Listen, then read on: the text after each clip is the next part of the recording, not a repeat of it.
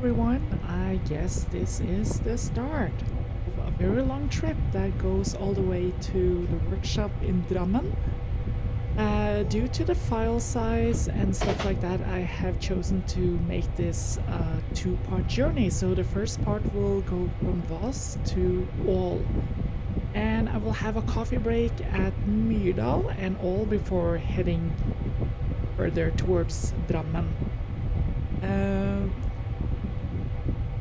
We're gonna be running behind train 62, which is the train you see in the track next to us. That is the morning express to Oslo, so I will be running on the block behind it. And that is actually the reason why I get the chance to take a coffee break both here and there, to make sure that the train in front of me will reach the next station before the block is cleared for me to proceed.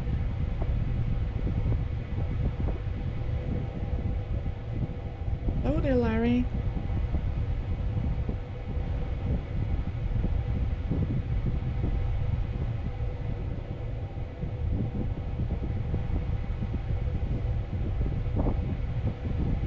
I also like to apologize for the sound and wind from the fan on this train for the first part, because when I took over, the heater had been on for like a whole day, so it was approximately 38 degrees in the driver's cab, which is just way too hot. So it started the air conditioning and stuff like that to cool the air down, and that's why the ventilation is quite powerful for some time.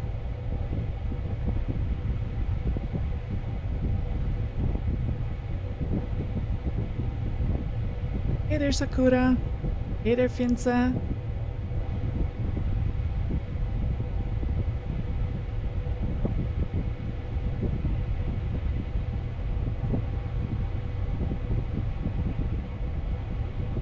This recording was done on December 1st, if I'm not mistaken. And it was actually one of the few days this year that we actually had snow on both sides of the mountain simultaneously. The weather here on the west coast here in January has been like really wet and rainy. And we've just had like a couple of days with sun, and the rest is just been downpour and overcast.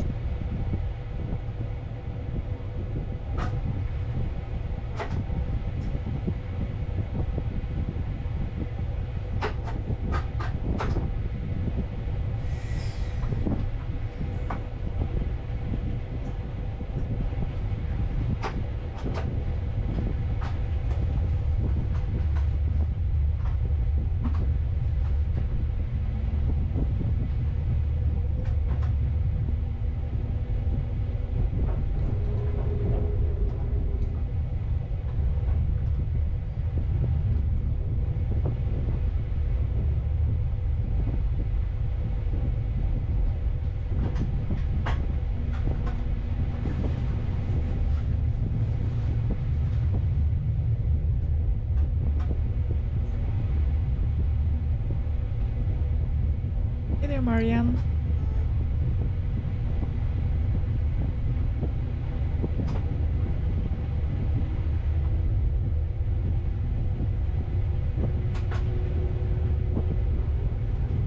You see? Yeah, I did. I just posted that clip when I was sleeping over at the hotel, just to have something to give to you guys since I was going to be away for so long. But that was just a small part of a whole trip, so the whole trip will actually come within the next couple of weeks or something.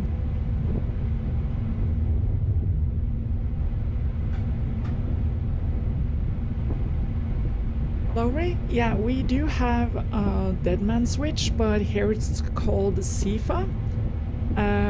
We have a pedal or a button that we can push, and we need to hold that button down at all time, and every like 50 seconds we have to lift our foot and push the pedal back down for it to reset. So unless we reset it, it will actually apply the emergency brakes on the train.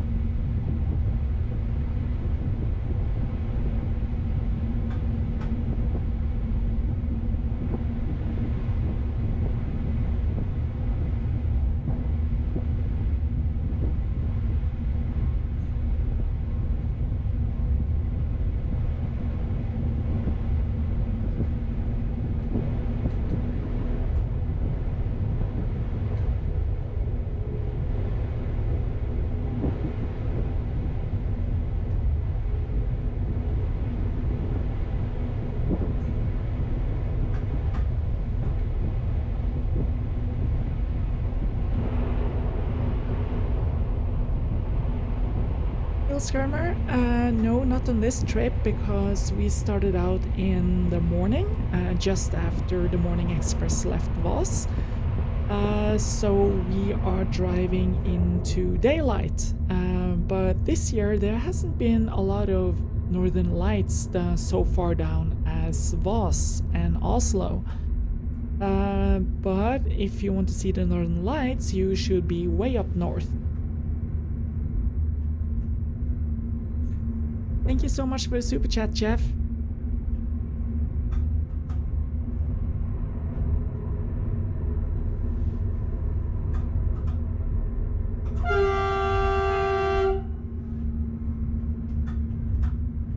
Chev, yeah, emergency brakes means that it will apply all brakes at once by just emptying the main brake pipe for air, and all the brakes will apply throughout the train, even the magnetic friction brakes as well.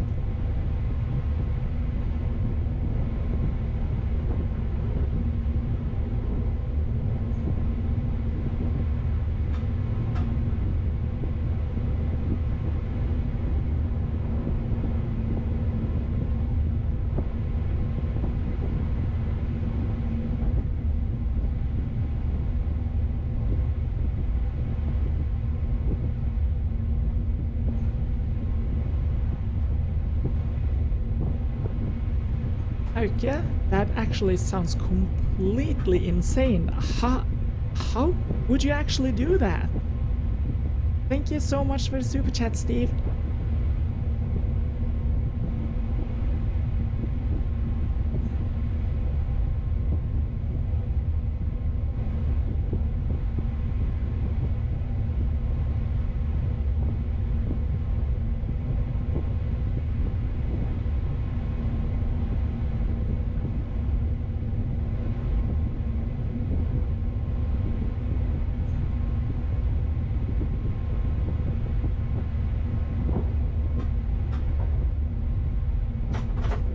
Yeah, we do have sanders on the wheels, so in front of the traction wheels on the first bogie and on the last bogie on the train we have sanding, so traction sand. And we can apply that whenever needed, but usually we don't use that much sand because it pollutes the ballast. And yeah, basically don't use sand unless it is exceptionally slippery outside.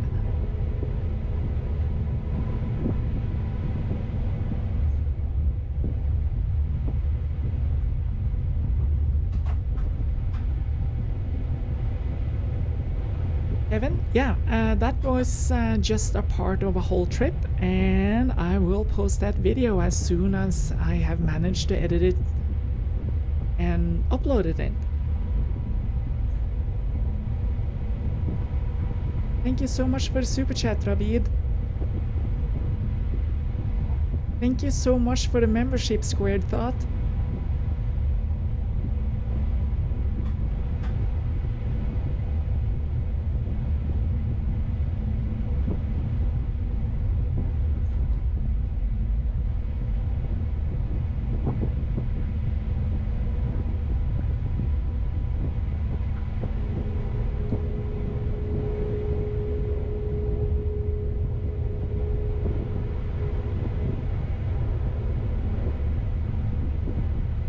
Nat, I'm not sure how much sand we have it in when it comes to volume or weight, but it is enough to keep us going from, yeah, pretty long.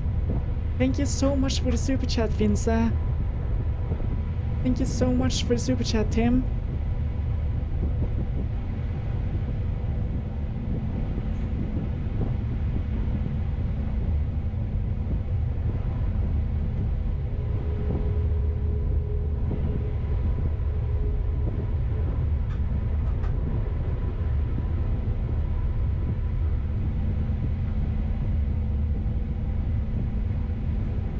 Hey there, Gurvinder.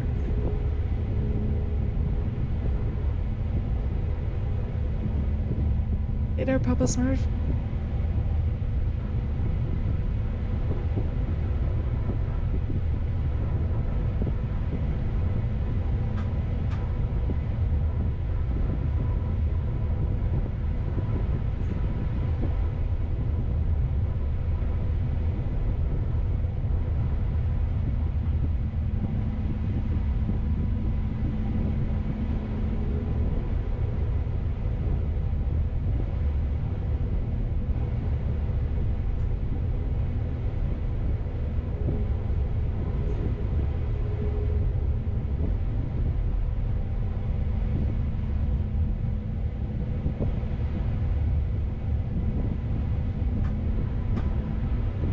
Thank you so much for the super chat, John.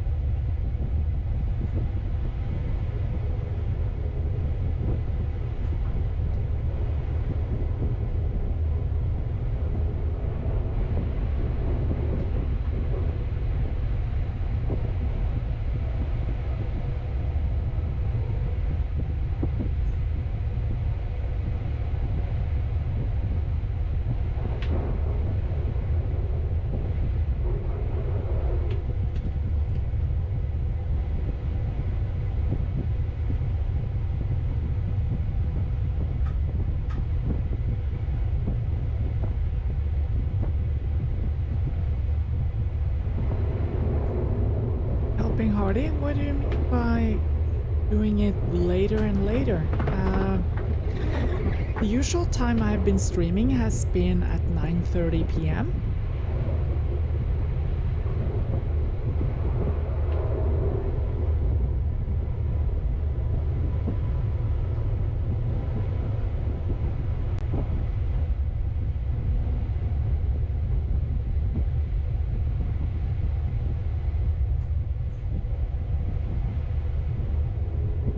Windy.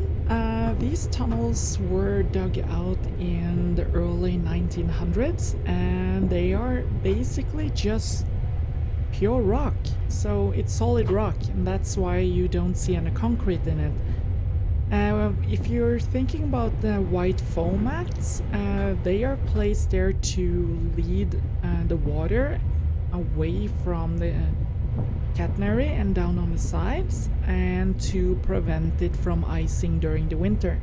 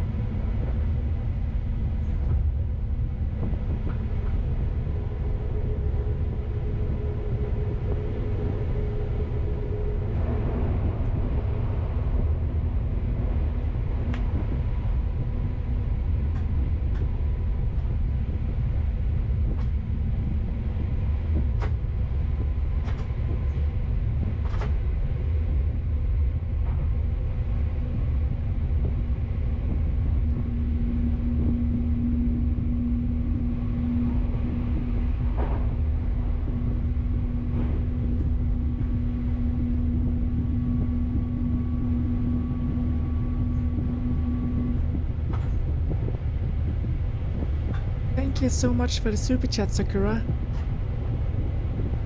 Thank you so much for the super chat, David.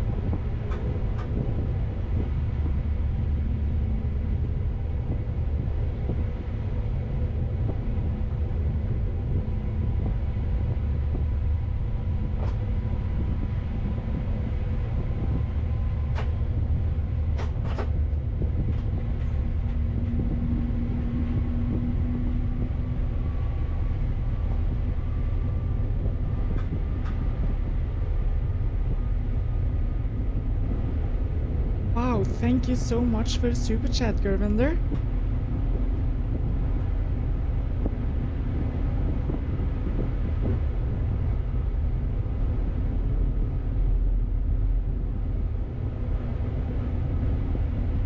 Wojciech, Sundland is actually in Drammen. It's just before the station, and you might remember from previous videos that you see a huge shunting area, just a huge depot just to the right of the tracks, and that is actually where we're going in part 2 of this trip.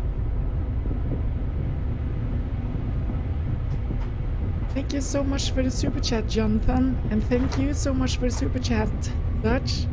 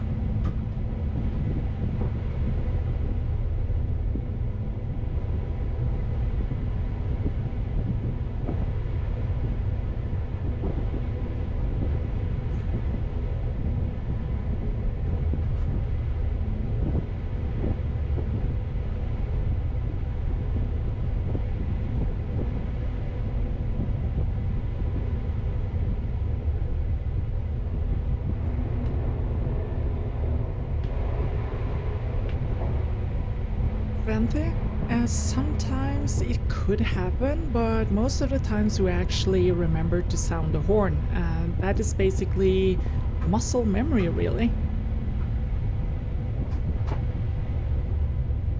Thank you so much for the super chat, White Tiger.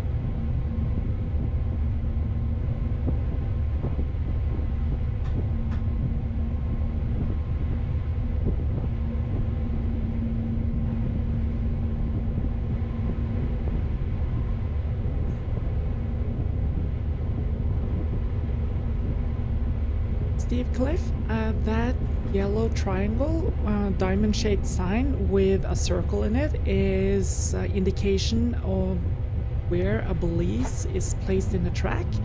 So when we pass over that balise, the signal information from the main signal will be repeated back into the ATC panel in our cab. So basically what it does is to prevent us from having to go at maximum 40 kilometers per hour to the next main signal, and that could be quite a distance, as far as like 800 meters. So to prevent that, they have placed out a balise that will repeat the main signal information, and as soon as we pass over it and the ATC system has read the information in the balise, we can continue at line speed.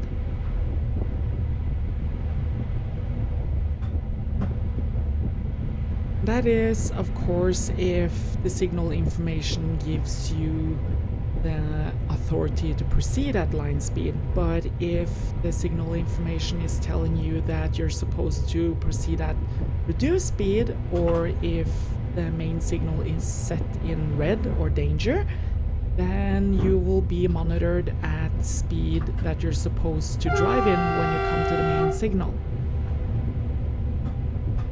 Thank you so much for the super chat, Larry.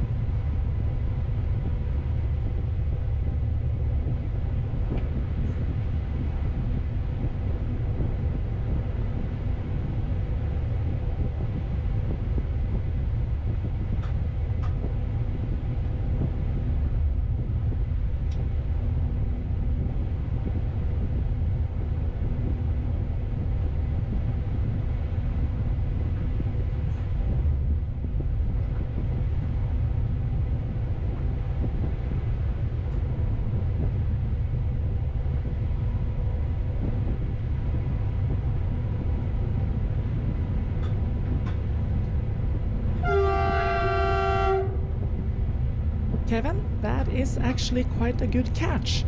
The meaning of the +5 and +10 is for rolling stock or trains like the one I'm running now. That is actually allowed to add 10 kilometers or 5 kilometers on to the speed sign. So right here it would have a downward pointing triangle saying that you're with a 7 in it, and that means that the base speed is 70 kilometers per hour, but because I'm running a train that has been approved for overspeed, then I can actually run at +5, so 75 kilometers per hour. That does not necessarily mean it will be comfortable for the passengers, but it's kind of a middle way. So if we need to catch up, if we're kind of behind on schedule and stuff like that, those +5s and +10s are really helpful. But usually we just run on the baseline speed because that's the speed the schedule is based on.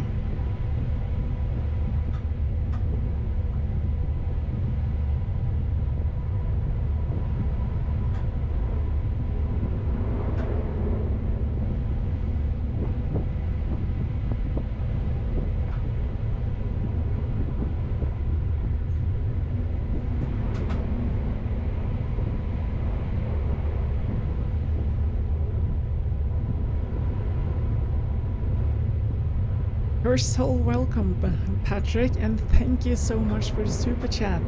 I was actually considering becoming an airline pilot myself back in 2001.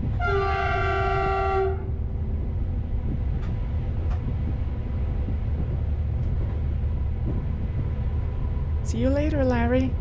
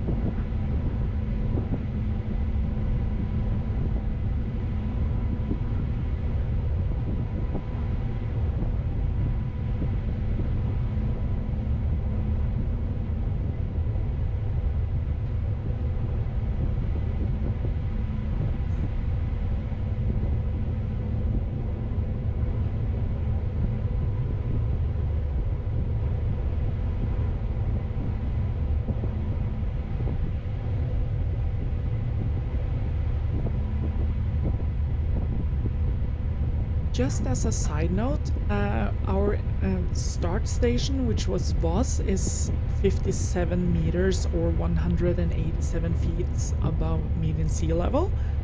And from Voss, it's actually a constant climb until we come to the highest point on the Bergen line, which is inside the Finse tunnel at 4,058 feet, if I'm not mistaken, before we're kind of tilting down, going down to Finse at 4,009 feet, and from there it's just downhill all the way down to the Halling Valley and continue slowly downwards until we reach Drammen.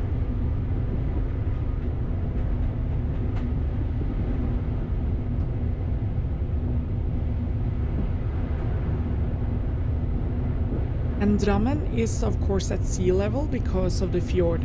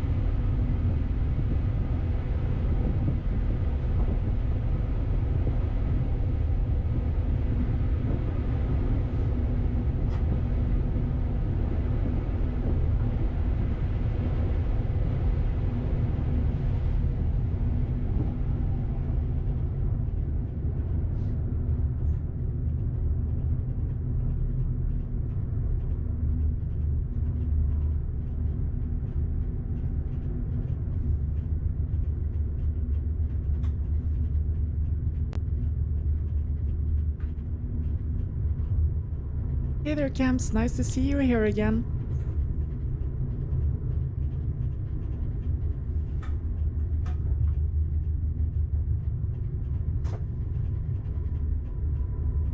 Hey Kevin, that's quite cool. I know that this FLIRT is like invading every country in Europe.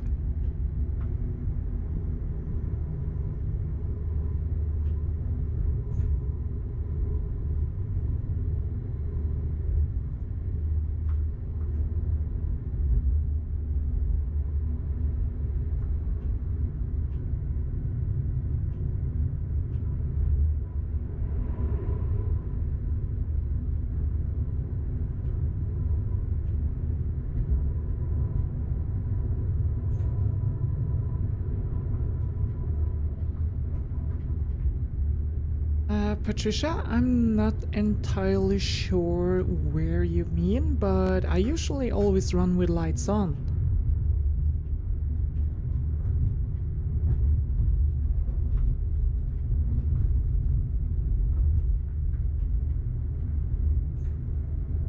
Gus? Yeah, I have seen the Northern Lights several times here in Norway. And as a kid, I used to be freakishly scared of the Northern Light because I once had a nightmare where I was outside and the Northern Light was going to catch me. And in this insane dream, this nightmare, the Northern Light suddenly turned into knives, which was throwing at me, and it was an insane dream. Because of that, I was afraid of the Northern Lights for years.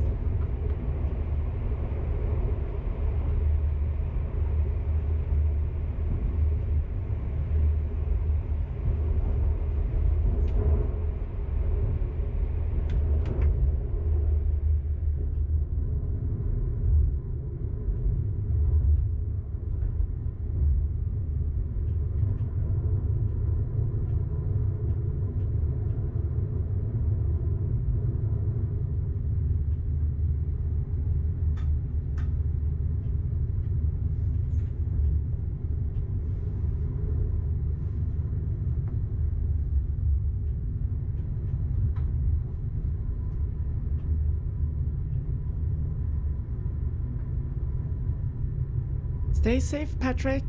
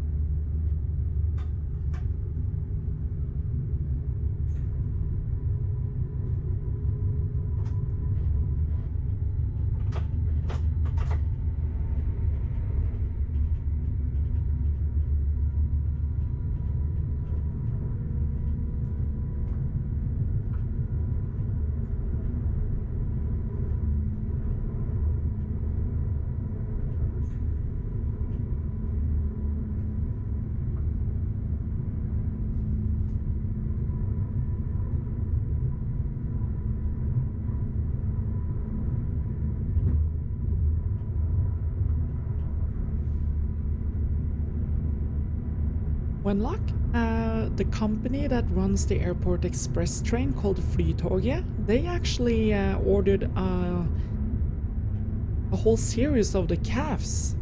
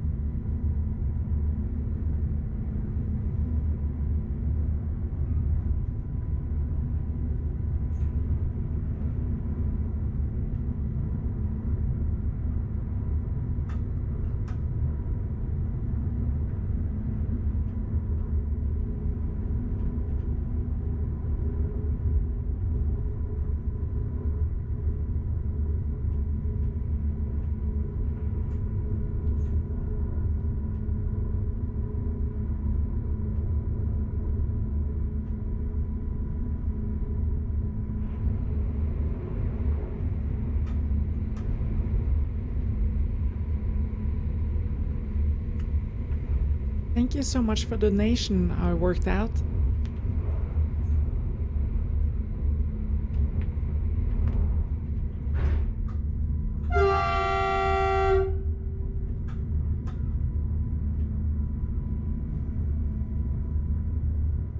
Wormhorn, what I think about the report?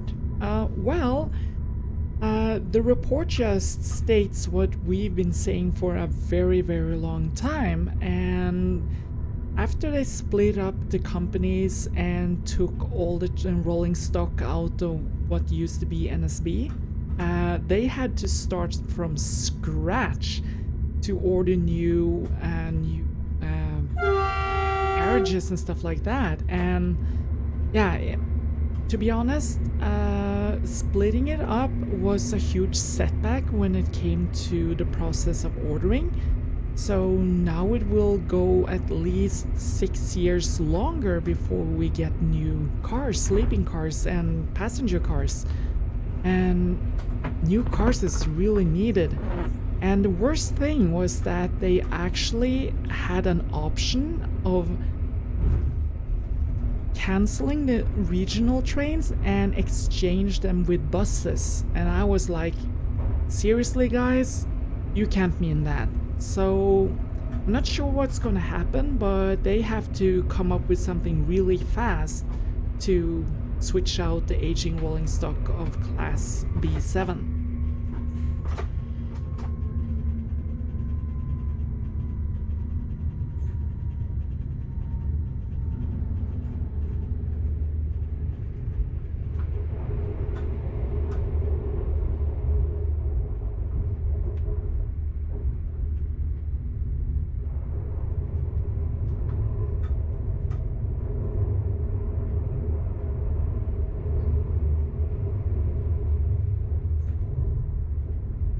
Bob Anderson, yeah, we have to be certified for each line.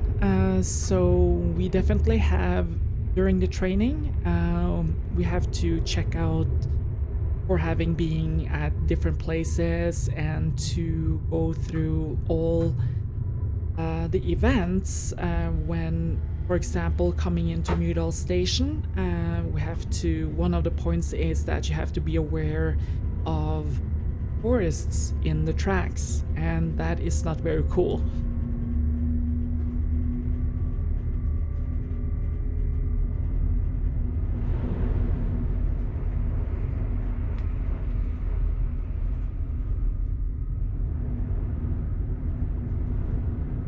And the same is with the rolling stock as for pilots.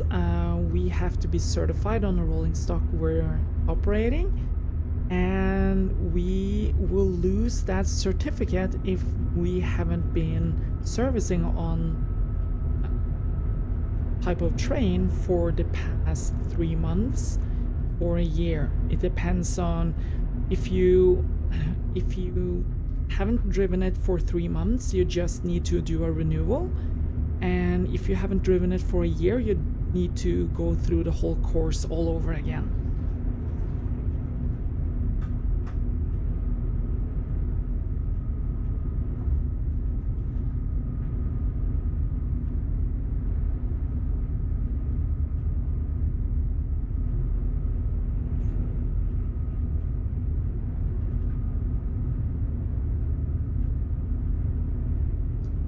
Round 3? No, I don't have Indian heritage.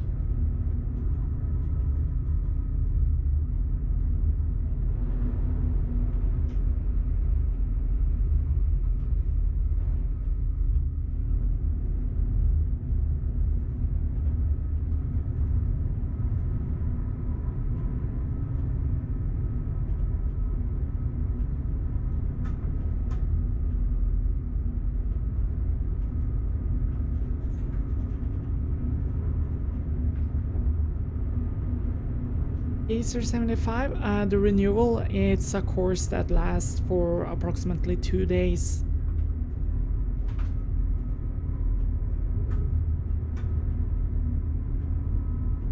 Hey there, Mass Wolf.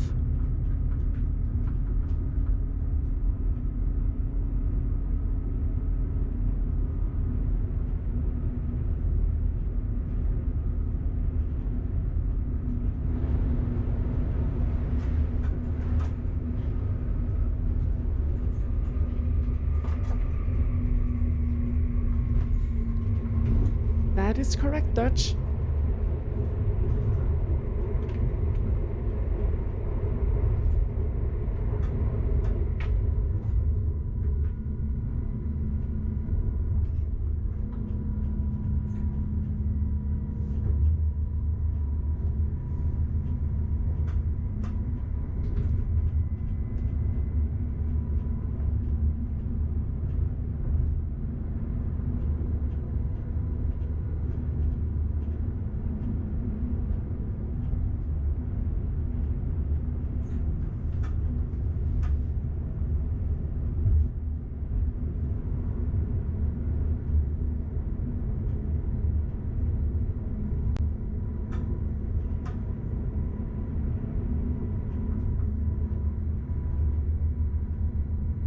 Thank you so much for the super chat, Masswolf.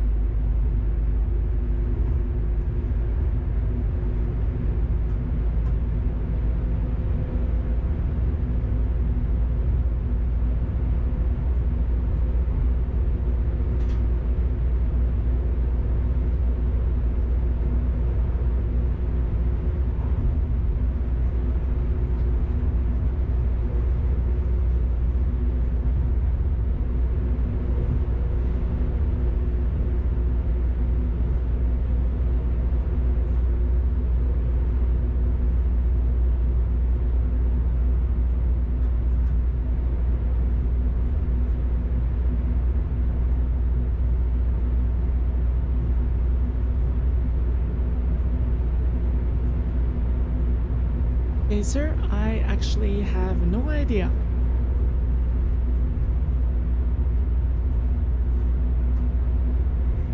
Right now we are inside Gravhalsen tunnel. Directly translated, it would be Grave Throat tunnel. It's 5.3 kilometers long, and it was actually Norway's longest railroad tunnel from 1908 when it opened and all the way to 1944.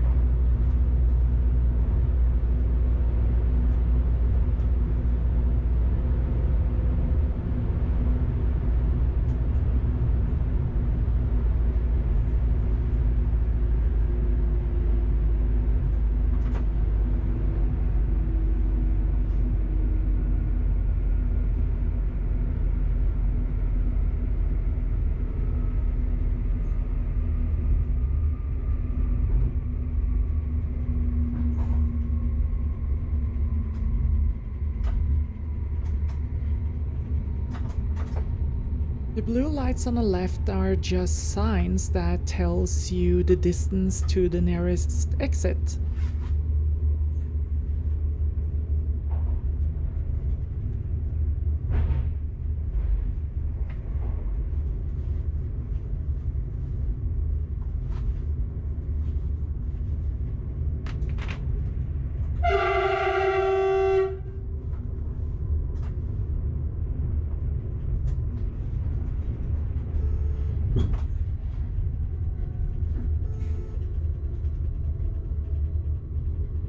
Gassed? It seems like you put Norway totally upside down in your head.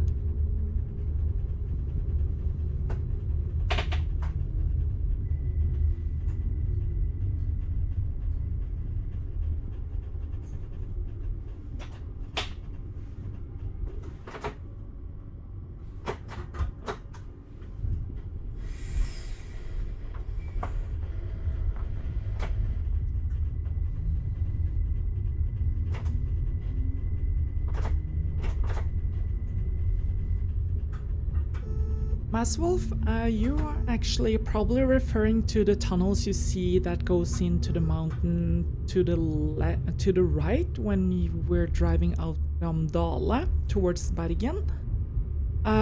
Those tunnels don't go very far into the mountain. They're just there to house the generators that produces the power or converts the power for the railroad.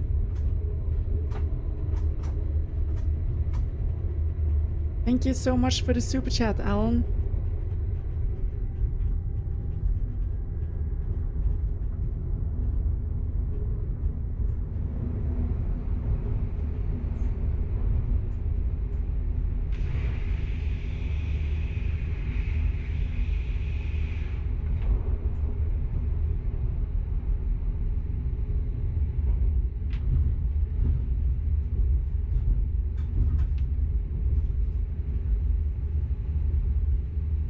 Josek, these tunnels were dug in the 1900s or the beginning of the 1900s, so they don't have the same safety requirements as the tunnels that are made today. So in these old tunnels, there are actually just 2 exits, and that is the one in each end.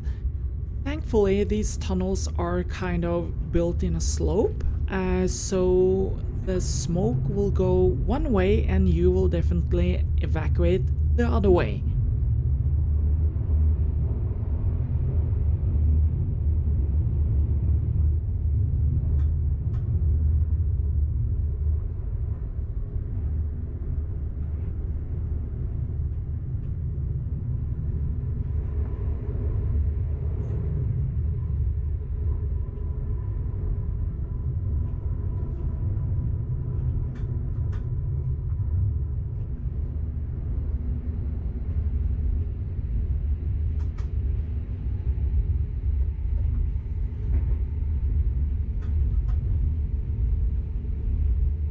Luciano, the temperature outside on this trip was about minus 12 to 13 degrees below zero.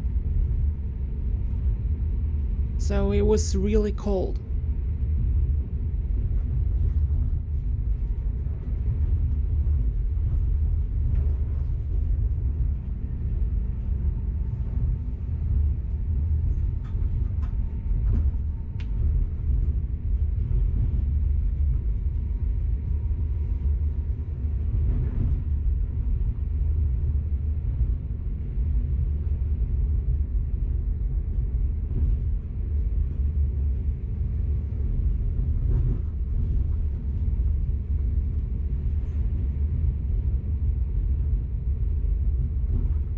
Acer 75, if they're going to install fans in the old Ulriken tunnel, they have to widen the tunnel vastly before they can fit in any fans in.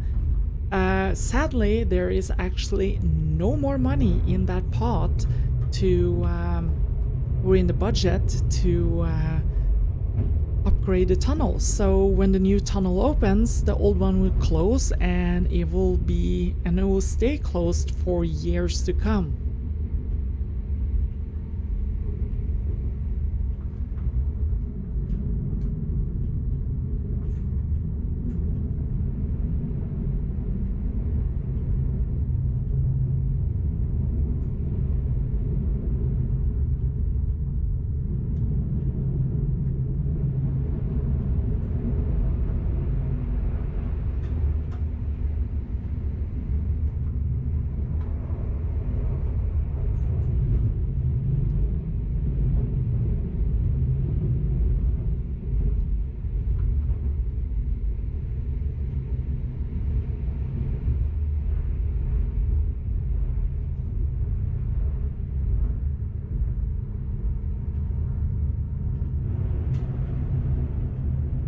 Thank you so much for the super chat, CJ.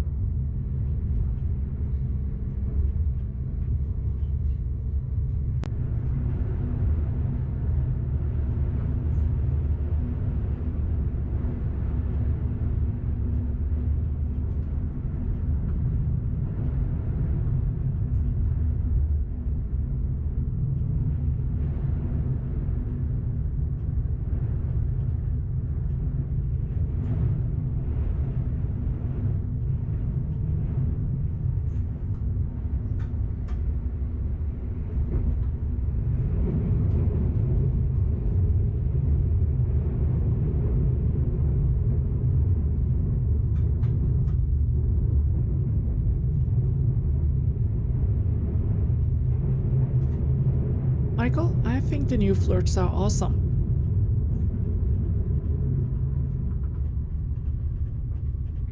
Luciano, there are no passengers on this train because it's a rolling stock transfer from Voss and to the workshop in Drammen.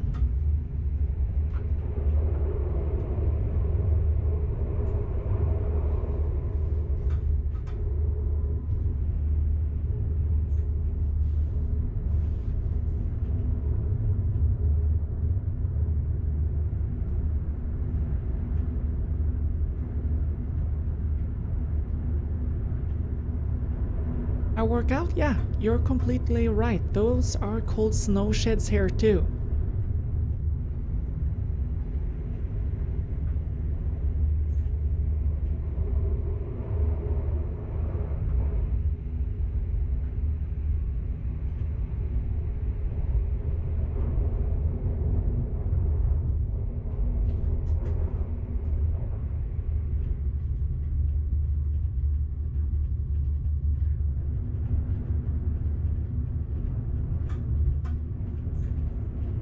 Thank you so much for the super chat, David.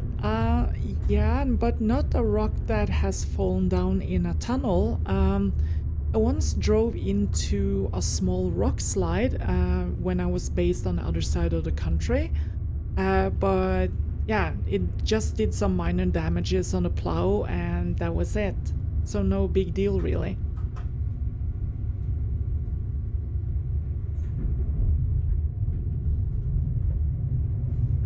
And for safety reason, the tunnels are inspected on intervals, so I'm not sure what the intervals are since we are not responsible for the infrastructure, but here on the mountain they actually inspect them quite often.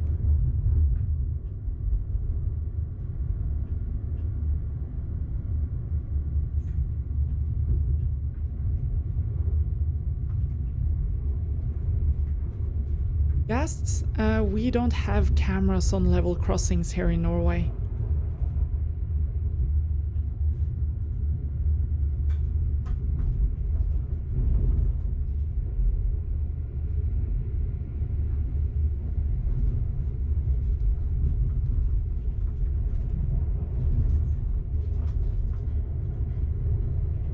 Michael, yeah, we have all trains in Norway has a snow blade, so it can push away both snow and foreign objects that might be on the track.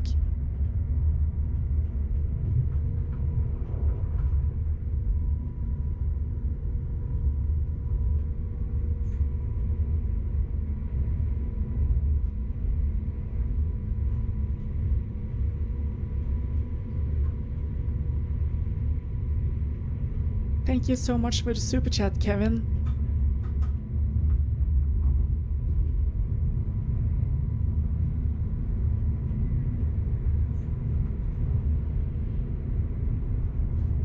Frank, yeah, we just passed Myrdal and we are approximately halfway to, a bit more than halfway to Hallingscheid.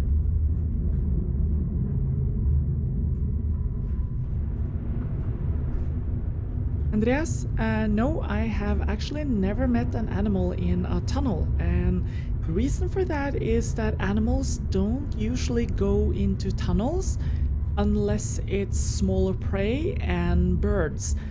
What I have seen in the tunnels, and I see it quite often, is actually foxes, and I think they go in there to kind of hunt rodents, but usually we don't see larger prey in the tunnels.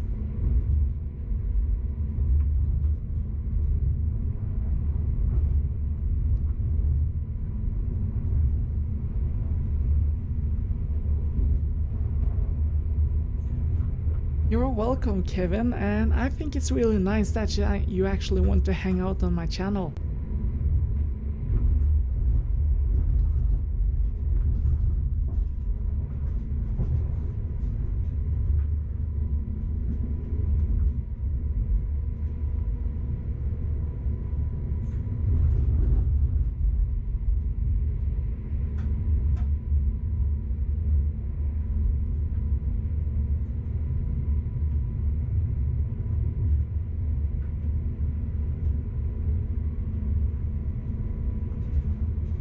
Johnny, the snow can actually be quite high, so yeah, approximately a meter, meter and a half before it will actually be too heavy for the train to go through.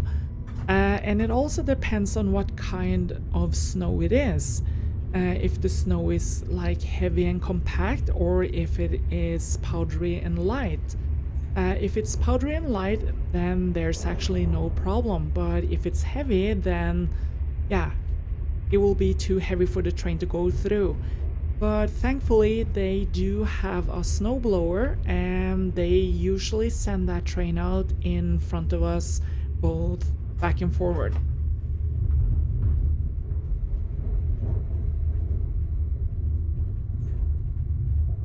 Okay, this was recorded on December 21st.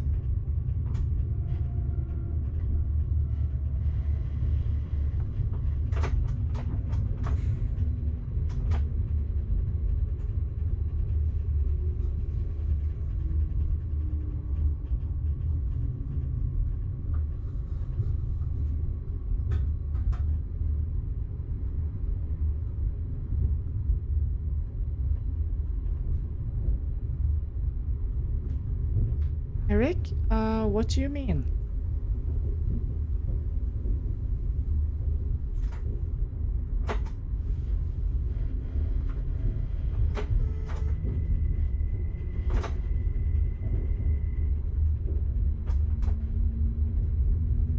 And Fanman, if you're thinking about snow days as they have in the US, that rarely occurs here in Norway. The thing that could actually close down schools here is if the temperature falls too low.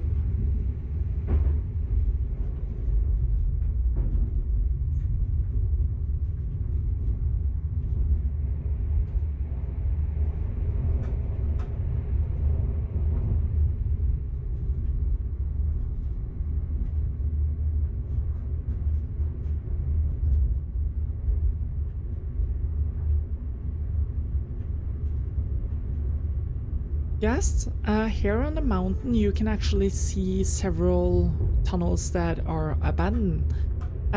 Just before we go into the Finse tunnel, if you just look slightly upwards, approximately, yeah, if you take the visuals on your computer screen, it will be like a couple of centimeters above the tunnel opening, and there you can actually see the old line that went over the mountain pass over the top before the tunnel opened, and that is actually one of the abandoned tunnels on this line.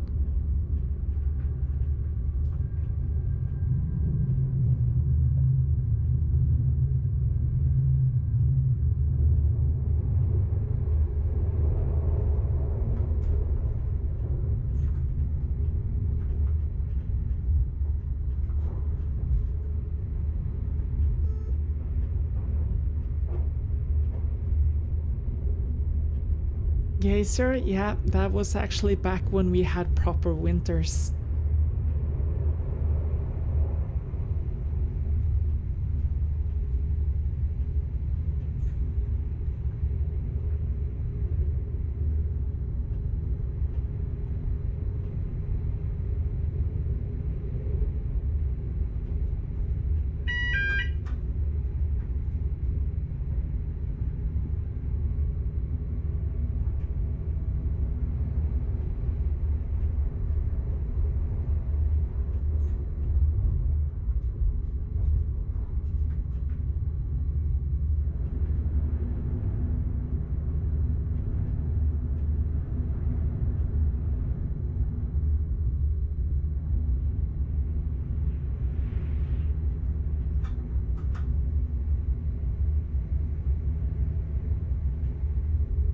Geyser, yeah, open railroad map will actually show you the old line around the mountain.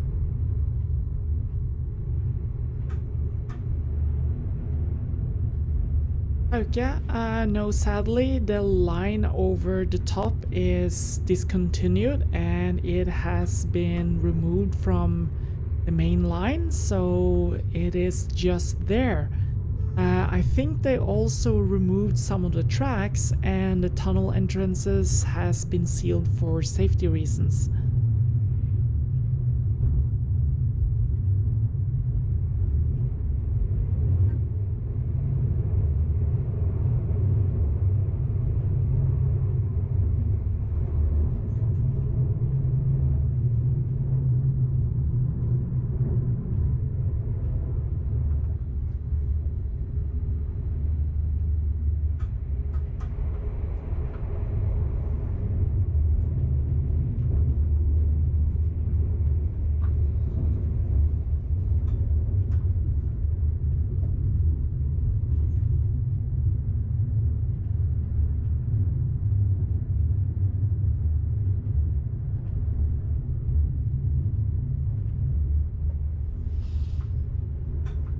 Okay, yeah, I think it's actually sad too because it would be an immense tourist attraction to go over the old line because the view from there must have been insane.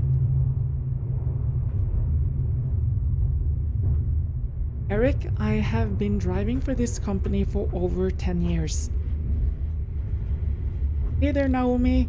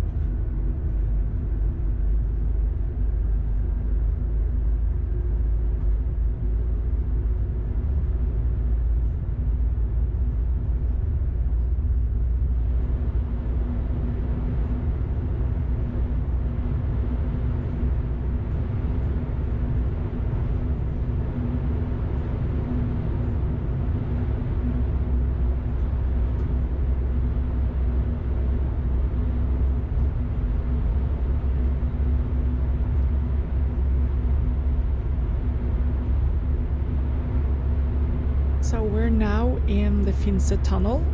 It is the longest tunnel on the Bergen line with its 10,300 meters, and it's the fourth longest tunnel in Norway.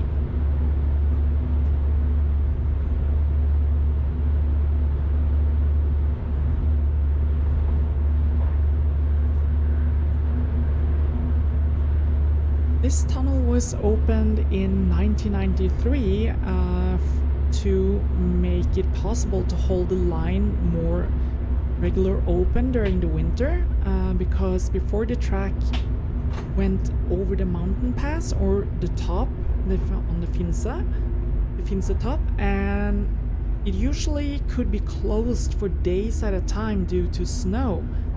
So when they opened this tunnel, we could actually hold the line open a lot more than before. So inside this tunnel you have a station, which you can see right here, a passing loop where trains can pass each other, or if the line is blocked ahead, it's better to be in the tunnel than outside so you won't get stuck.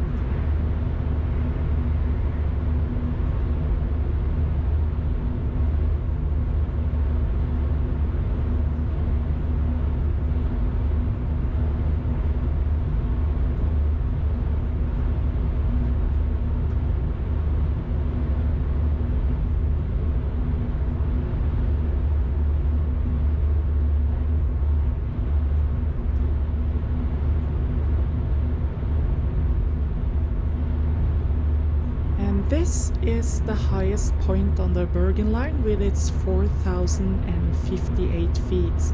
And from here it's actually just a very long downward slope all the way down to Drammen.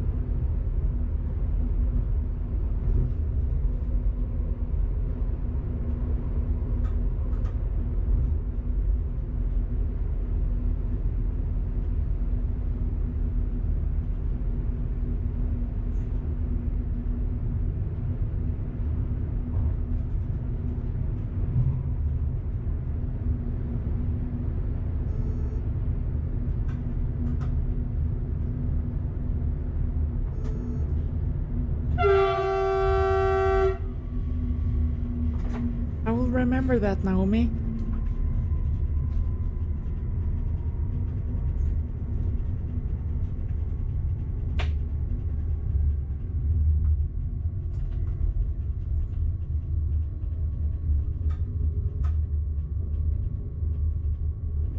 And Fanman, I know that the scenes from the ice planet Hoth, which comes up on the screen right now, from Empire Strikes Back, was actually filmed just on the other side of this hotel. And the crew and everyone stayed at this hotel, and as a cool side note, they actually had hamburgers flown in with helicopter.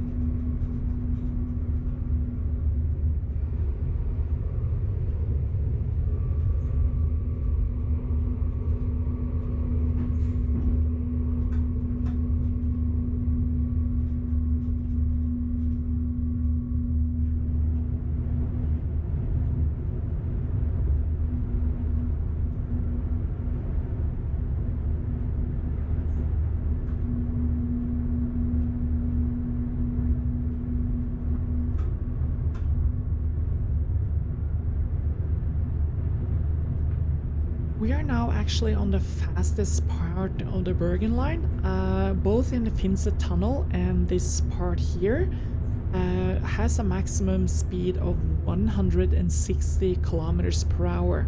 That is 100 miles per hour.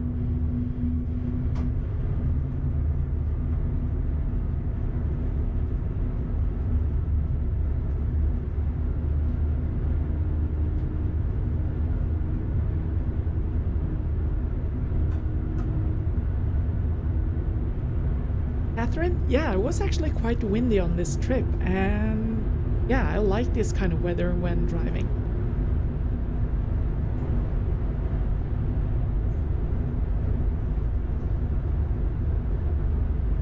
Trisha, you're not alone.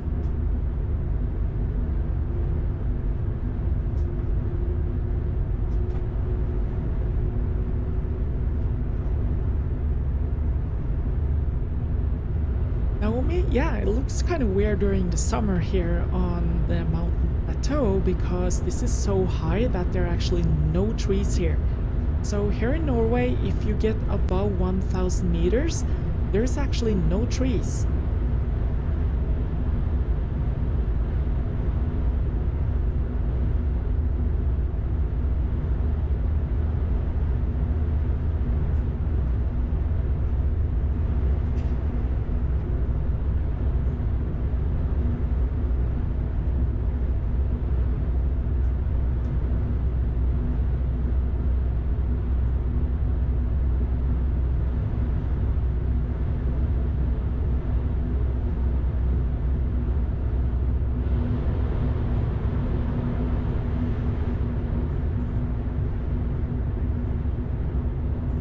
Greg, there are a lot of animals that strays and cross over the line, but if you look here, right here on the mountain plateau, you can see a small fence on both sides of the track.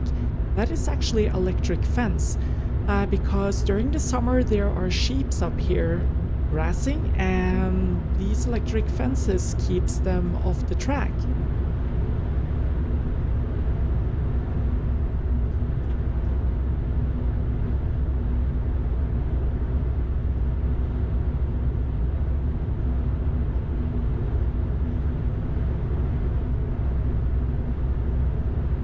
ATX, I'm not sure what fine you will get if you ride in a cargo wagon here in Norway, but I can tell you one thing. These are modular system trains, so there's actually no places to hide, and outside in this cold, you will be a popsicle in minutes. So please do not try to train surf here in Norway because it will definitely be the end of you.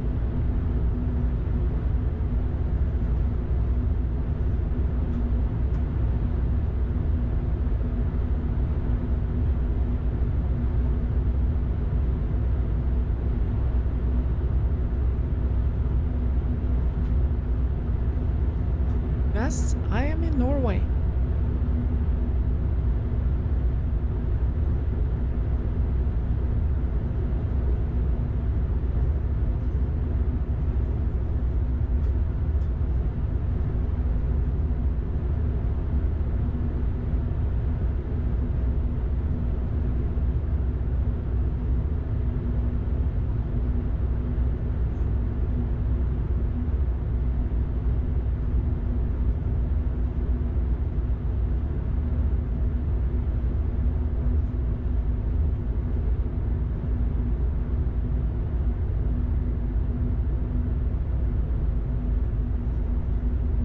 Right, and there is actually a platform at Finse, but it is under the snow.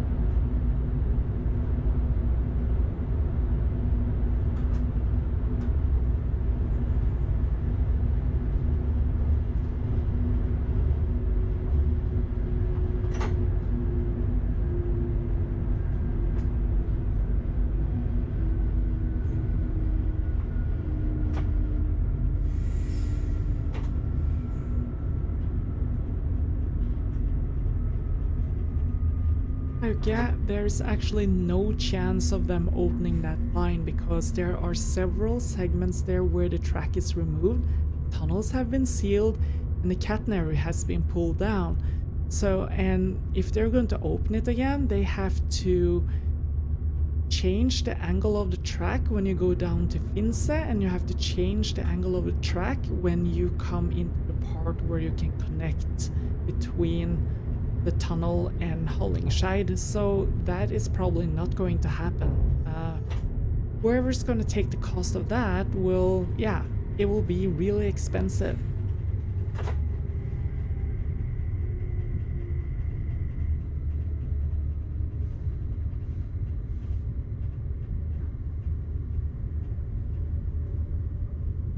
Naomi, yeah, this is actually kind of a mini Finse tunnel, and it is called Gråskallen, which translates to Grey Skull.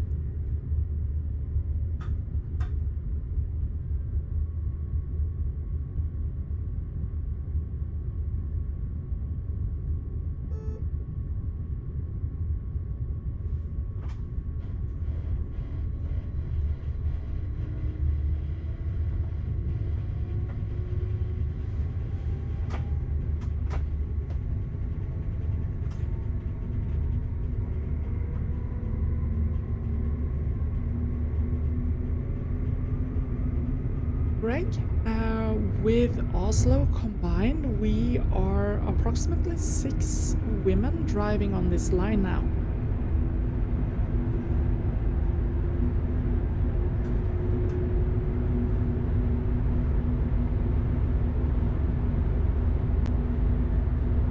Wenlock, you know it.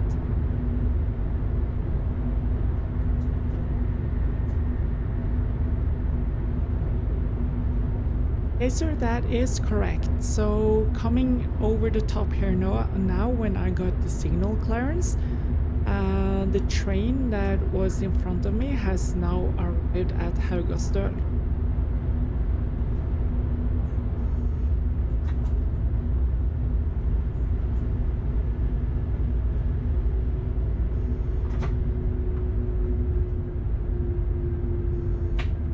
Chris Murphy, I'm actually talking to you.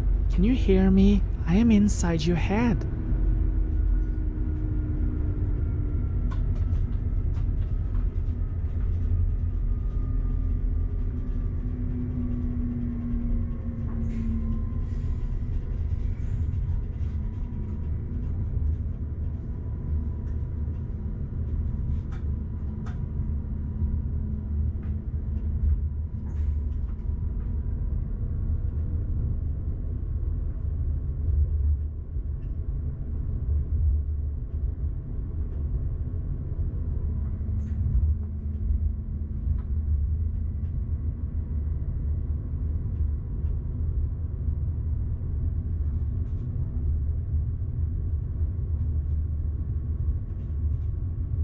Thank you, CF. I will definitely keep them coming.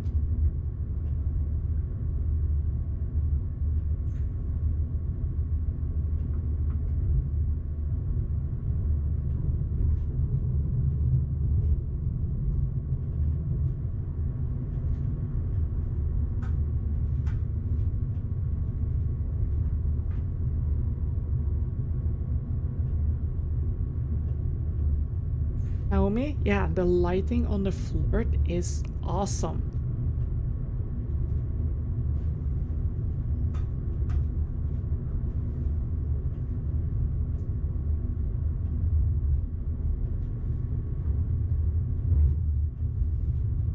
Chev, you're insane.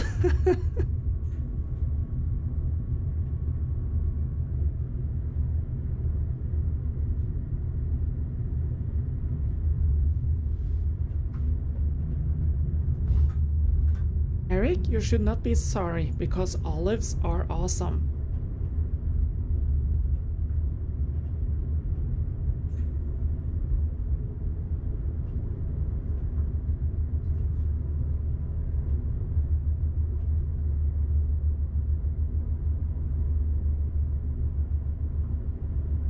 Alice Nelson, this is actually used for the channel to keep it running for hardware upgrades and camera upgrades, and to keep the stream going for 24/7.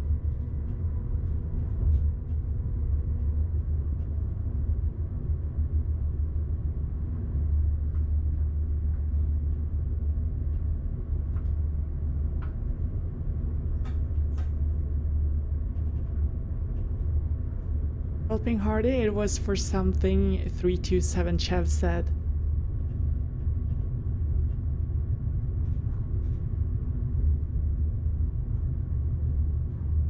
Hey there, Twitter Stories. You also want my voice inside of your head?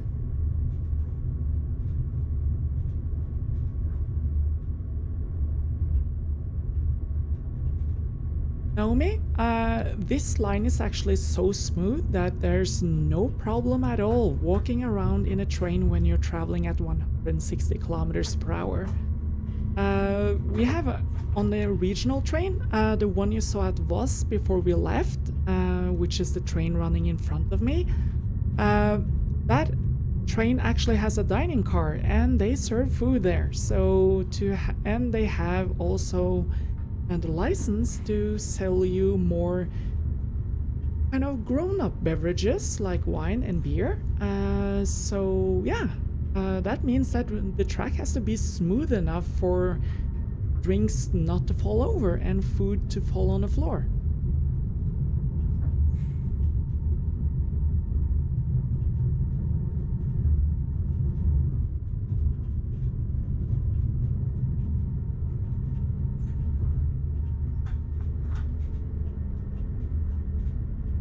Alice Nelson, I would take the Pacific any day.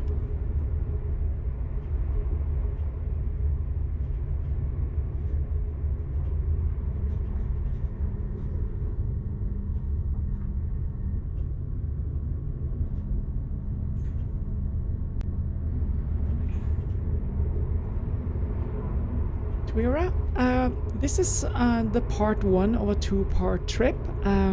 Right now we are traveling to Ål, and from there in part two I will go to Drammen, where the workshop is. So the whole point of this trip is to take this FLIRT, which is the class 75H, to Drammen to have some wheel corrections.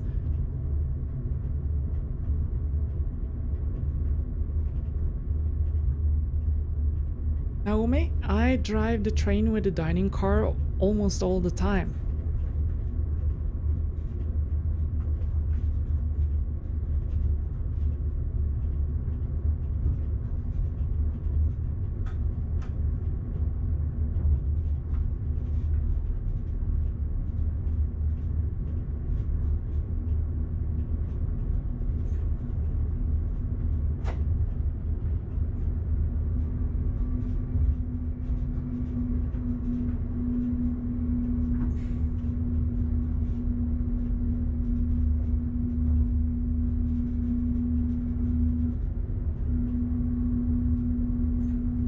Stephen Cassier, the reason we don't have a lot of that here in Norway is basically because there are actually almost nothing to grip onto.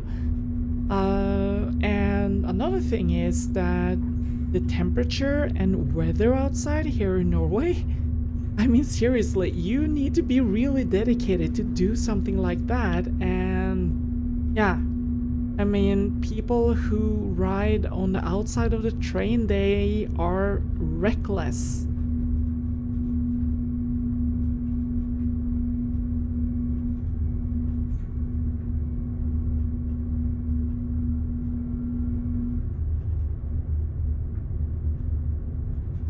And Fanman, I have not written a single line of code for years, so yeah, I'm probably so outdated that it would take a lot to get back in.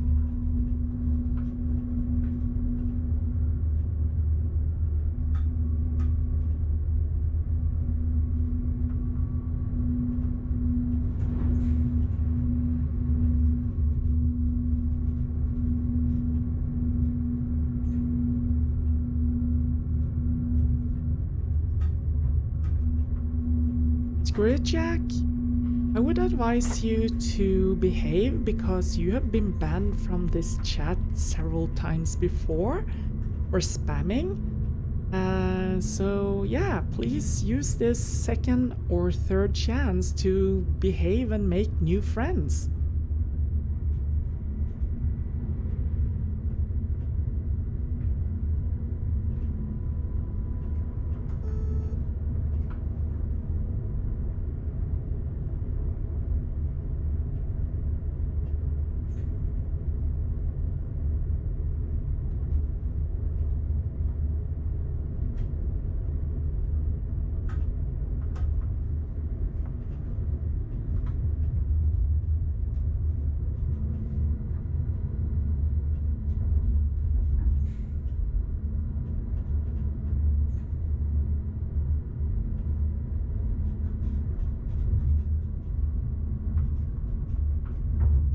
Naomi, yeah, the weather here can, during the winter, can go as low as -50. We have had several winters where you could actually toss warm coffee into the air and it would come down as coffee-flavored snow.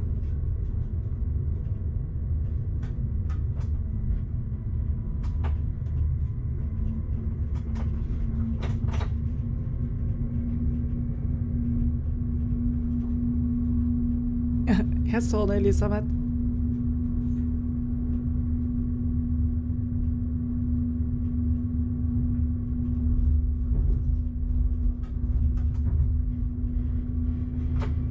Okay, sir, I think they kind of disagree with you on Finnmarksvidda. There is actually a place up there that is really cold during the winter because of the distance from the sea and the cold air currents coming down from Sibir.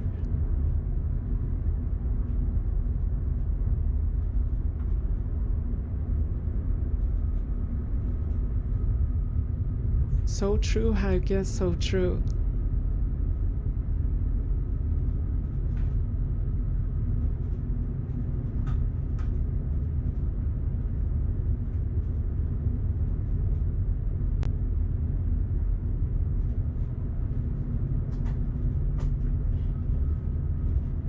And Fanman, yeah, you will definitely hear it if I have had my foot down on the pedal for far too long, because the sound is really horrible.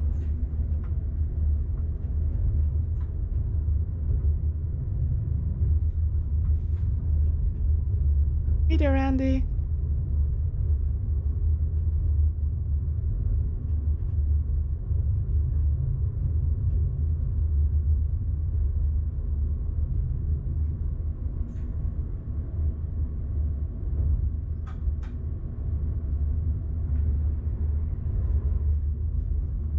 Shambles? What do you mean?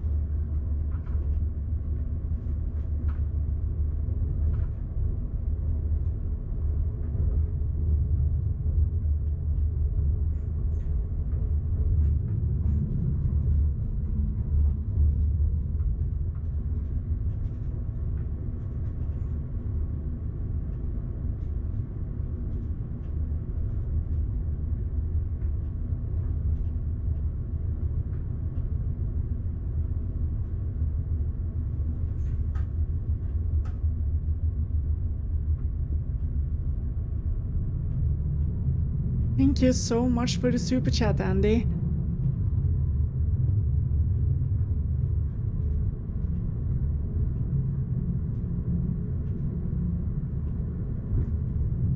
Adrian? Yeah, actually we had the class 66 here in Norway. It was used by CargoNet and later CargoLink on the North Line. I'm not sure if there are any class 66 left here in Norway, but they actually serviced here for quite a few years.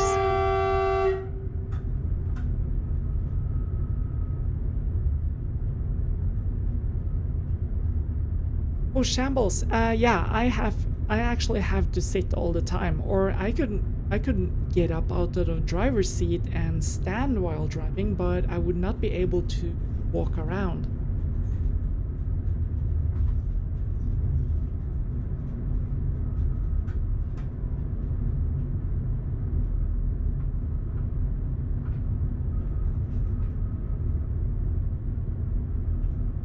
Jose?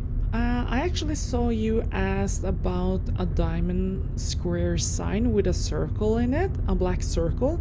Do you mean like a black circle or a whole, like a black ball in it?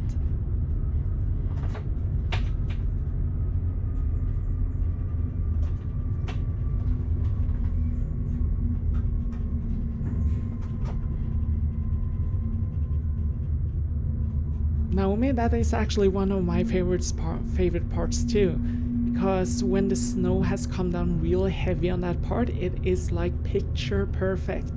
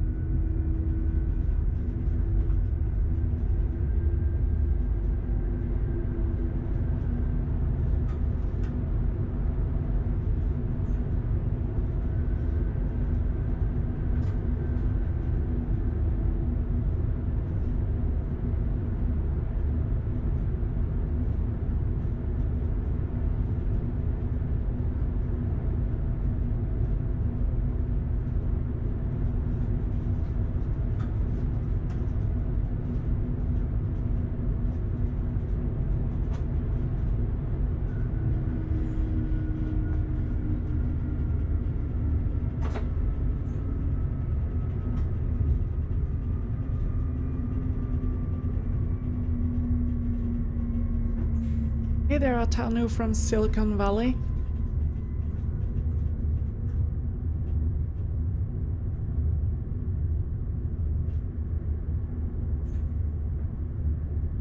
Misha, yeah, that is correct. That means I can have a top speed of 130 kilometers per hour.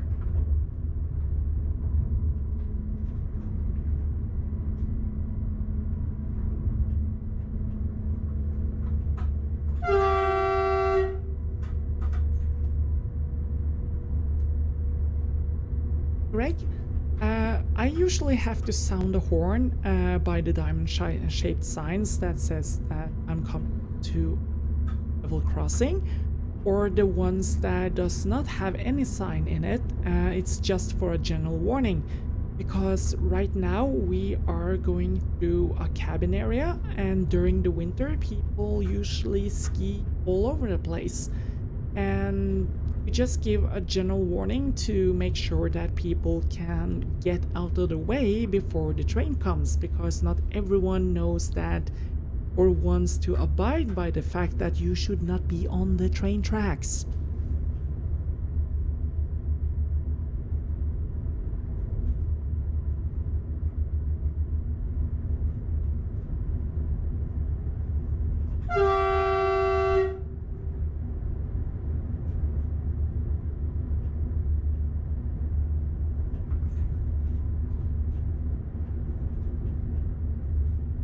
Chev, are you speeding?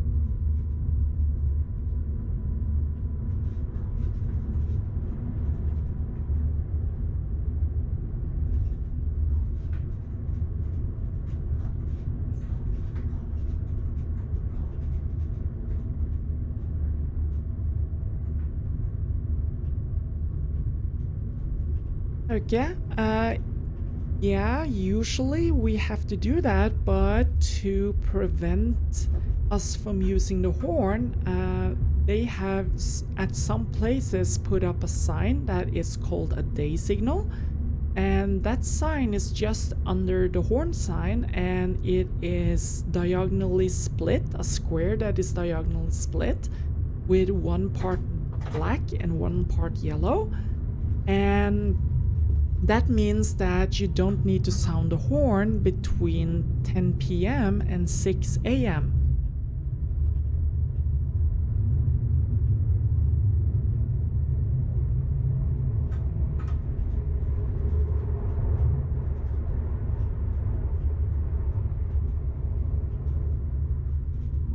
Eric, there is more than yetis lurking in these woods.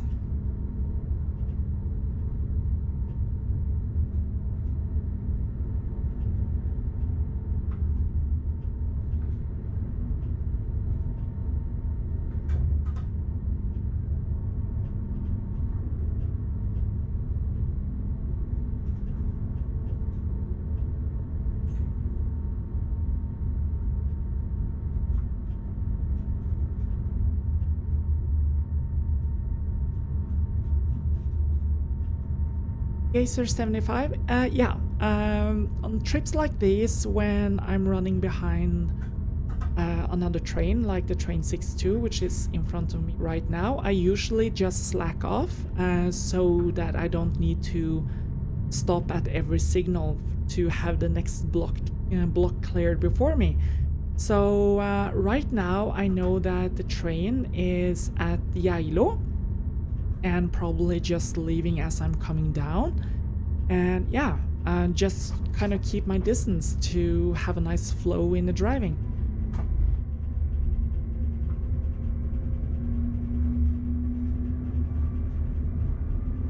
Gazer, and that of course too makes me using a lot less energy than stopping and accelerating all the time. So driving is more slow but keeping a steady pace conserve energy.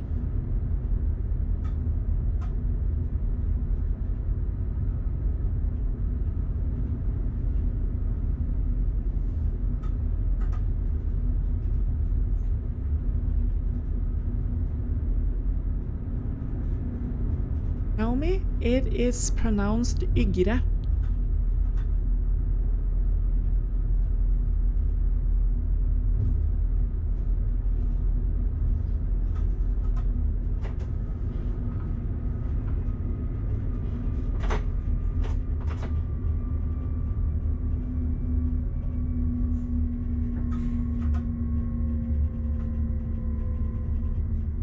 And Fanman, that episode from Train Sim World, it was actually shunting to ready a train to transfer some cars from one place to the other. And usually it doesn't go that slow.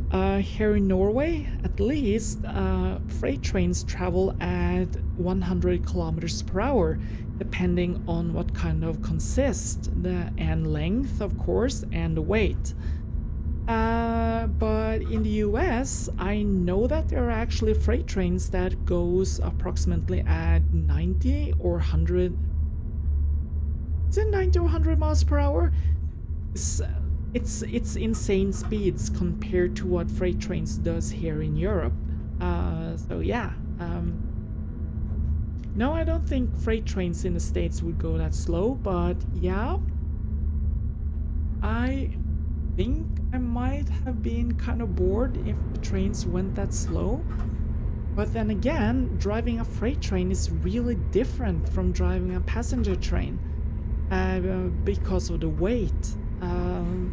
You have to plan a lot further ahead, and yeah, it's just different to drive a freight train compared to a passenger train.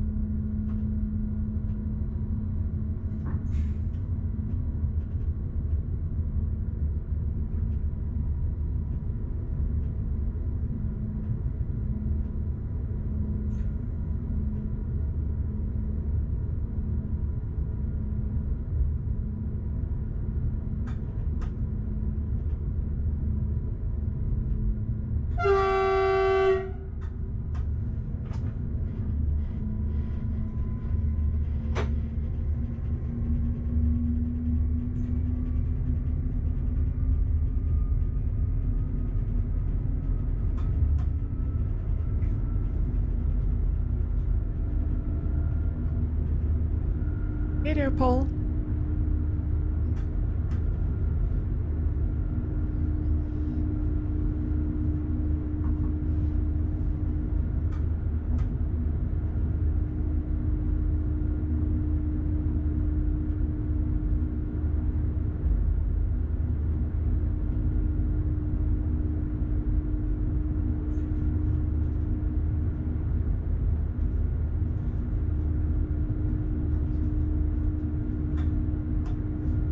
Fatman? Yeah, I was like, seriously, dude? Are you gonna sit on your behind all day?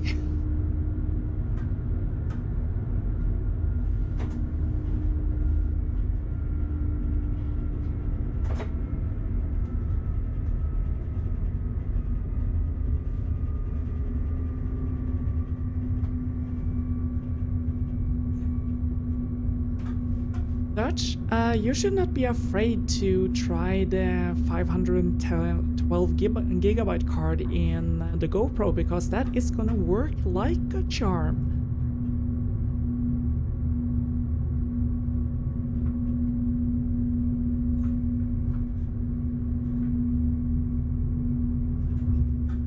Theodore, that is correct.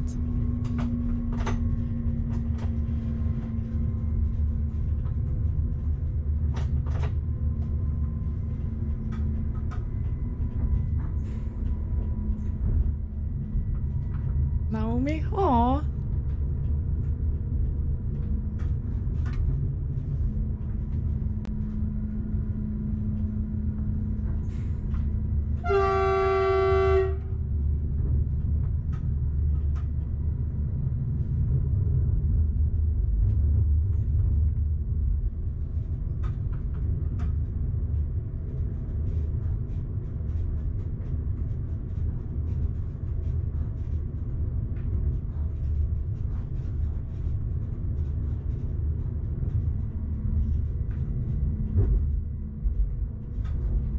Dutch, I reckon you have the GoPro 8, is that correct?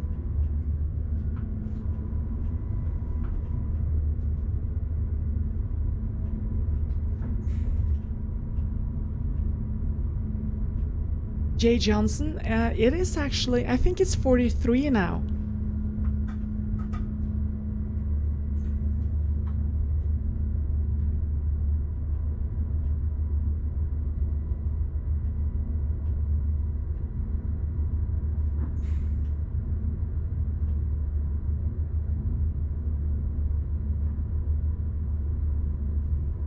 Okay, Dutch, what you need to do is actually remove the side door. That is really easy. Just open it and then just pull it out. It is not like mounted in hard, so it's easily removable. And when you have done that, you can just take the USB-C cable from the power package and just put it into the USB-C connection there. Thank you so much for the super chat, Laura.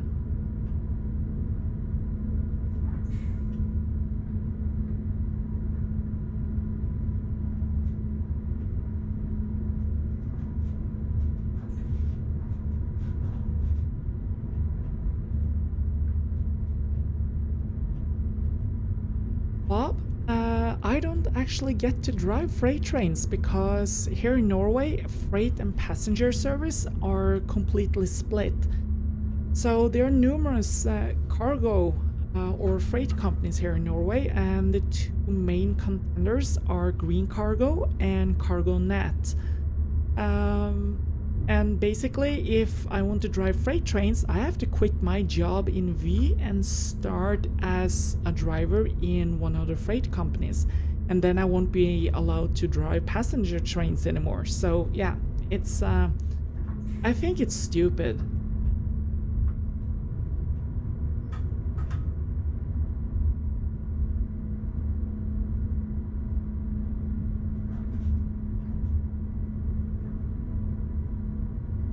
Eric Schwab, that's because there are actually no small dogs in Norway.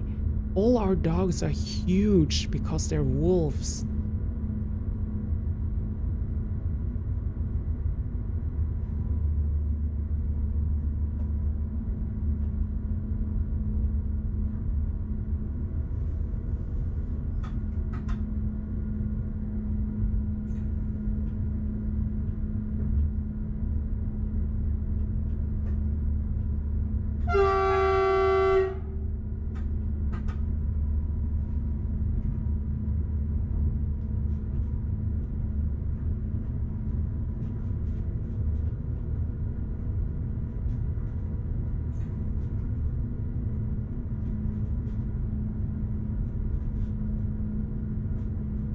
Thank you so much for the super chat, Shark Girl.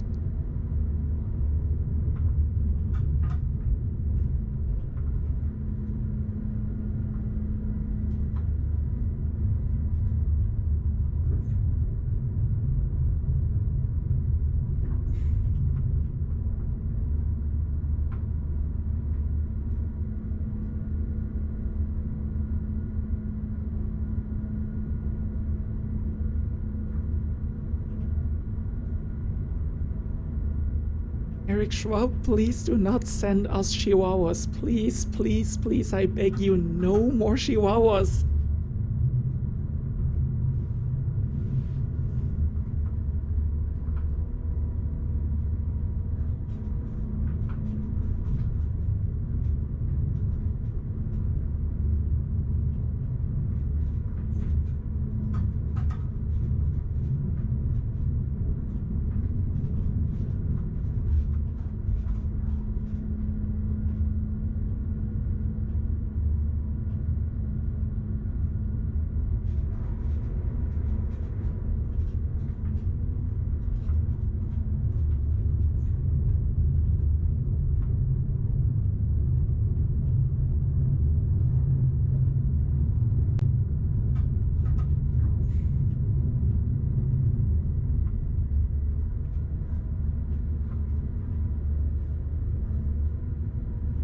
Jane, this is actually how it looks in real life.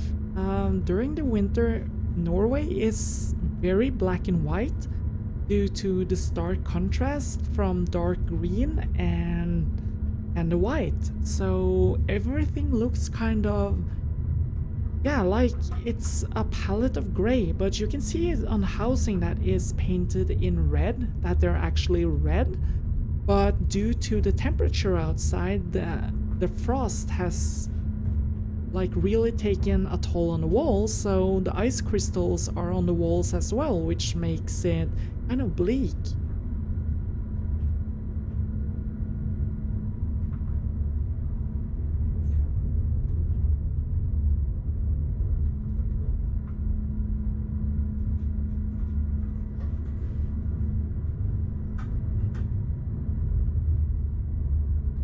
Adrian? No, I have not seen the Northern Lights at work yet. Well, oh, now I'm actually telling you something that is not true. Actually, I did. A couple of times back, I think it was 2010, we had some really, that winter was really interesting because we had a lot of solar flares and stuff like that, so the Northern Lights were particularly powerful that winter. So when I drove to Lillehammer from Oslo, I actually saw the Northern Lights when I was on my way up, because that line goes straight north. And it was so beautiful. I just like turned down all the lights and just actually sat there and watched it.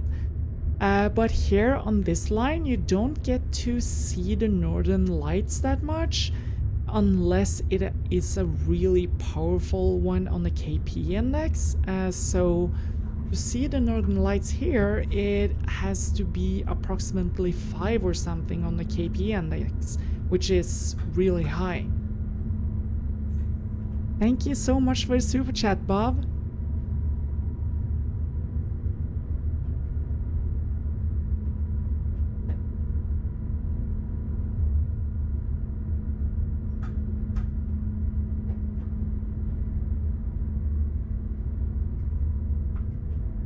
CF, no, thankfully, my train has not jumped the tracks yet, and it will hopefully not happen. It's really seldom that the train actually derails.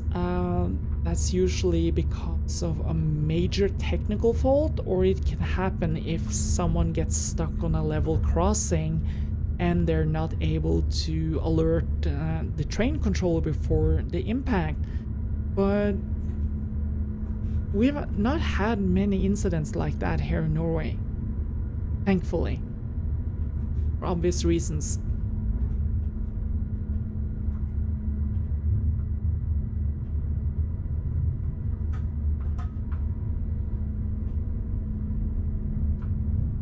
Alice Nelson, yeah, I really wish I managed to see that myself. I've seen a partial eclipse here in Norway, but never a full one.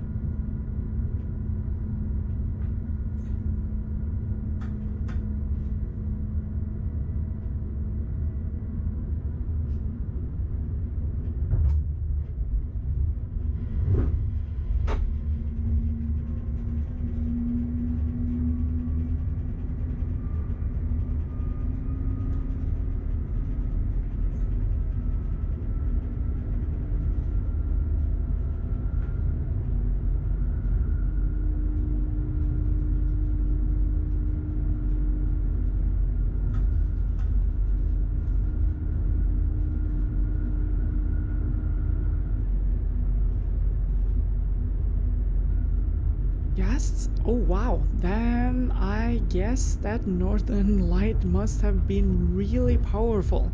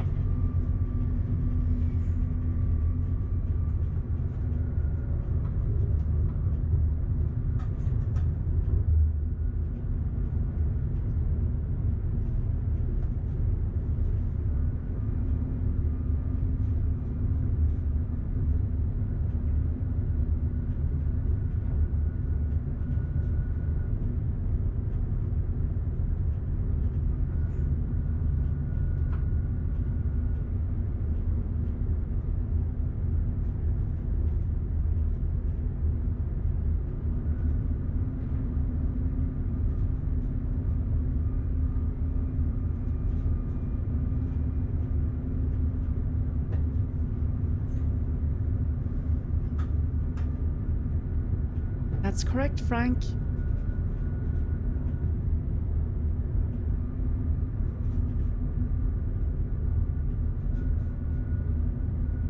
Yes, if you want to see the northern lights, northern part of Norway is the place to be, or Alaska.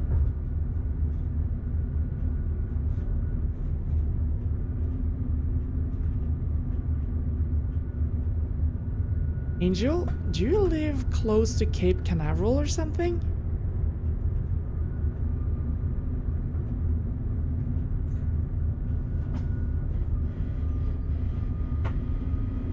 Thank you so much for the super chat, Big All, and you are so welcome.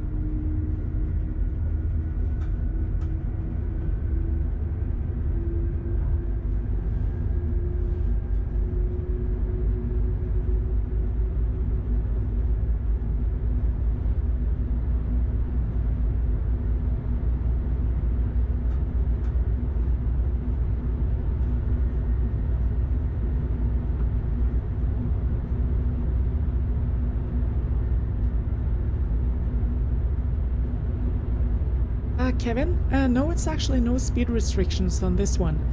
This one had kind of small spots on the wheel, but nothing major.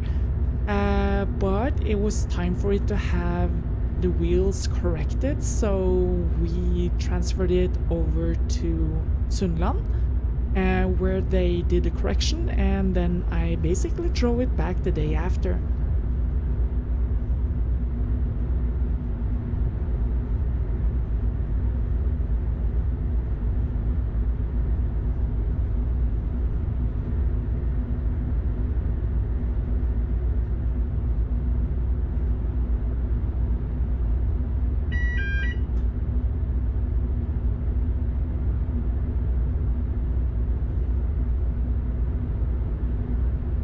Okay, yeah, that is pretty much a very good place to be.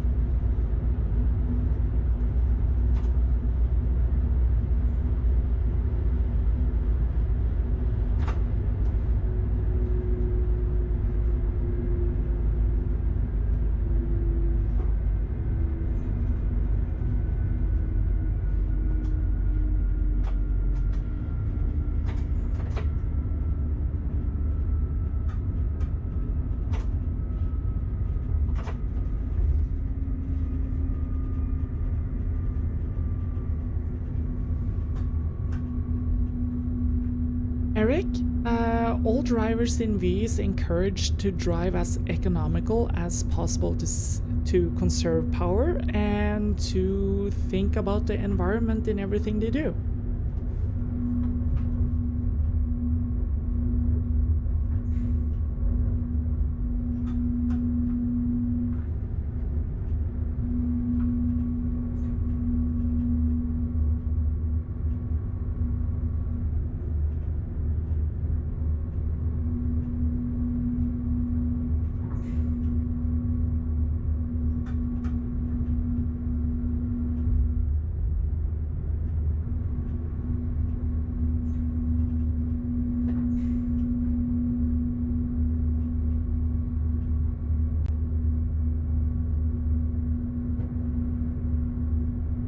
Walter, yeah, if I was to drive on the North Line, I would definitely need a diesel rating. But that would also mean that I would have to quit my job and start in another company.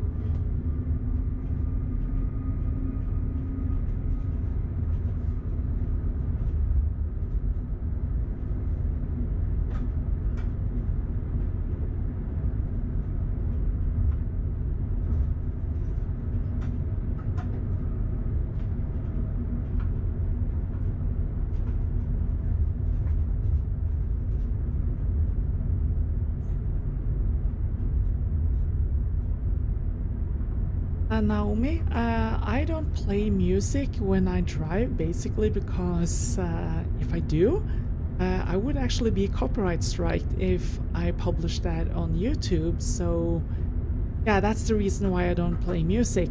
But I do usually have music in one ear when I'm driving. Andrew, this is the Class 75H, also known as the Stadler FLIRT. Jay Johnson, yeah, that is why you changed trains in Trondheim. Okay guys, we are now reached all, which is the end of part 1. I will do part 2 next weekend. And yeah, thank you all for joining in today. It's been awesome. And yeah, I wish you a very good weekend, and I hope to see you here again very soon. So thank you.